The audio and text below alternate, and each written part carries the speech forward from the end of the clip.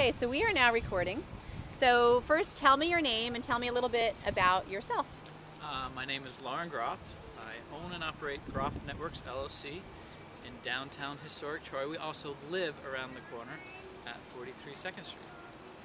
Great, and with your whole family, right? Yeah, whole family. This is Liam. He's our third child. Grace and Satya are playing around, and my wife, Erica. And where are we now, just so people know? We're in Osgood Park, neighborhood park, Okay, great. in front of the Osgood Fire Station. Protect and serve the community, engine number 6. Excellent. So tell me, Lauren, you can start if you want with how you first came to be in Troy, and then I'm going to have you tell me just a little bit about what you like about living and working in Troy. Yeah, well, first I got married, so my wife grew up near here, and we were looking for a place to settle just for a little while.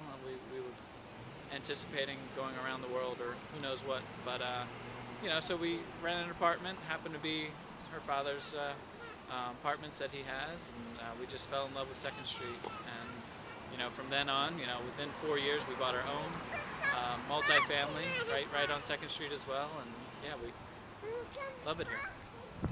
So tell me some of the things you love about. Is that Emily, the paper? My video release? Sorry. Tell me some of the things you love about the city of Troy. What do you like about living here? We love the character. I think that one of the first things that hit us in the apartment complex that we stayed in was just the ornate banister.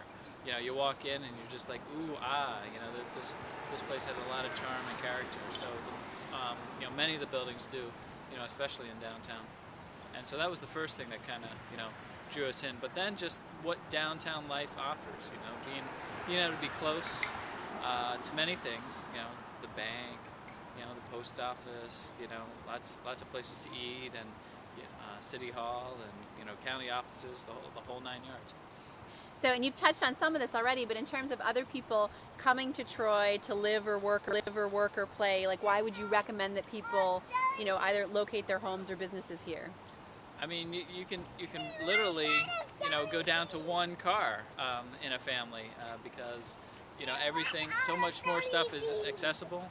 I mean, obviously my commute is only, you know, a couple steps away, but you know, there's lots of people also working downtown at businesses that are located downtown that they're living in the same area. And I know several people that don't even have a car because they're able to, you know, commute only, you know, on the public transport for fun stuff or other out of town stuff. When, you know, day to day, it's right there. You know, you don't have to wait in rush hour traffic. No rush hour traffic.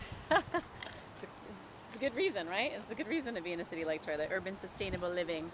So switching focus a little bit, if you could talk to us, especially as a business owner in the technology field, about the prospect of bringing Google to Troy and ultra high-speed broadband to Troy, how that might impact you as a business owner and how you see that impacting the broader community. What would the benefits be?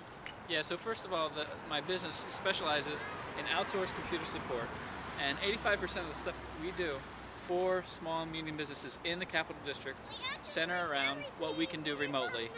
Remote control of machines and remotely managing and maintaining servers and workstations. So everything's done over the internet to do that. So to be able to bring even, you know, greater bandwidth to that, you know, is a really powerful asset for our business specifically. But also just one of the main things for commerce. You know, to go back in history with Troy a little bit, Troy in its heyday was as large as New York and Philadelphia were at the time. And the reason was because they were near the artery of commerce, which was the canal system. This is the last stop on the Hudson River before you hopped on the Erie Canal system. And that's really what made Troy what it was in its day. And that's exactly what, you know, high-speed internet is today, is the artery, you know, the backbone of commerce. And so bringing that to Troy would greatly benefit it. And actually, you sort of touched on some of this a little bit now too, but if we look at kind of the other side of things, why should Google choose Troy? Why would Troy be a great partner for Google in terms of being a test site, in terms of the resources that we have to offer to Google? Well, first of all, Global Foundries is just up the road. Great research institutions like RPI, Rensselaer, and Hudson Valley Community College, who President Obama recently visited, and also the Semitech offices, both the international and national headquarters, are located just around the corner at the SUNY Albany campus.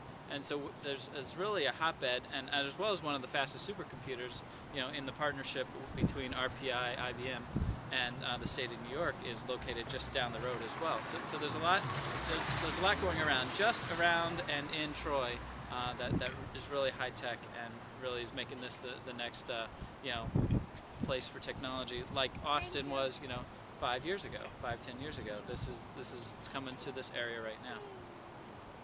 Excellent. And if you could share a couple thoughts for me, Lauren, about your vision for the city of Troy, just as a resident business owner, what you'd like to see happen. I mean, with Google as a partner, and just in general, like what you'd like to see happen in Troy in 2020, 2030, kind of looking ahead.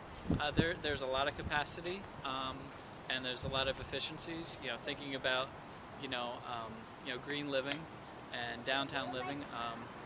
There's lots of underdeveloped second floors of a lot of downtown places where they're bought and paid for buildings running a commercial entity, where there's apartments upstairs that they're simply underutilized. So there's a lot of capacity, and as far as green and carbon footprint goes, that's just let's fill them up. Bring in, not everyone needs an acre and a half to live in their own kingdom. Come together. Cross over the boundaries. That's one of the things too. What we love about Troy is how close you are to your neighbors, and being able to get to know and mingle, and the spontaneity aspect of community is gone in a day where you're able to pull into behind your house in your 3-car garage without even seeing or even knowing your neighbors these days. So that's one of the things, seeing that grow and expand, seeing others catch the vision for that kind of community. Great. And any other thoughts you want to share about Troy or Google or anything at all? Bring it on. High speed, here we come. Thank you. Awesome. Thank you.